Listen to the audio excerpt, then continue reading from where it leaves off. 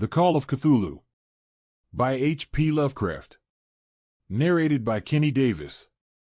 Of such great powers or beings there may be conceivably a survival of a hugely remote period when consciousness was manifested, perhaps, in shapes and forms long since withdrawn before the tide of advancing humanity, forms of which poetry and legend alone have caught a flying memory and called them gods, monsters, mythical beings of all sorts and kinds. Algernon Blackwood. Chapter 1. The Horror in Clay. The most merciful thing in the world, I think, is the inability of the human mind to correlate all its contents. We live on a placid island of ignorance in the midst of black seas of infinity, and it was not meant that we should voyage far. The sciences, each straining in its own direction, have hitherto harmed us little, but some day the piecing together of dissociated knowledge will open up such terrifying vistas of reality, and of our frightful position therein, that we shall either go mad from the revelation or flee from the light into the peace and safety of a new dark age. Theosophists have guessed at the awesome grandeur of the cosmic cycle wherein our world and human race form transient incidents. They have hinted at strange survivals in terms which would freeze the blood if not masked by a bland optimism.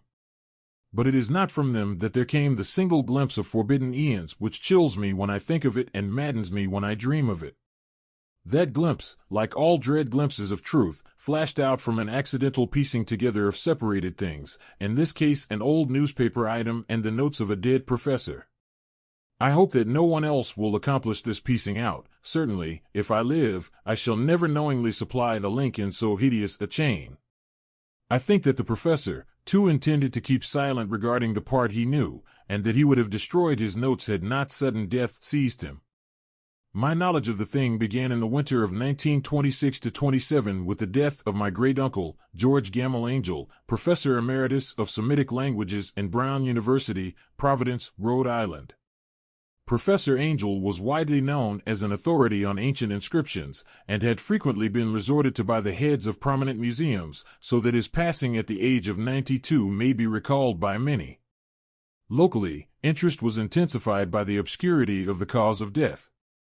The professor had been stricken whilst returning from the Newport boat, falling suddenly, as witnesses said, after having been jostled by a nautical-looking Negro who had come from one of the queer dark courts on the precipitous hillside which formed a short cut from the waterfront to the deceased's home in William Street.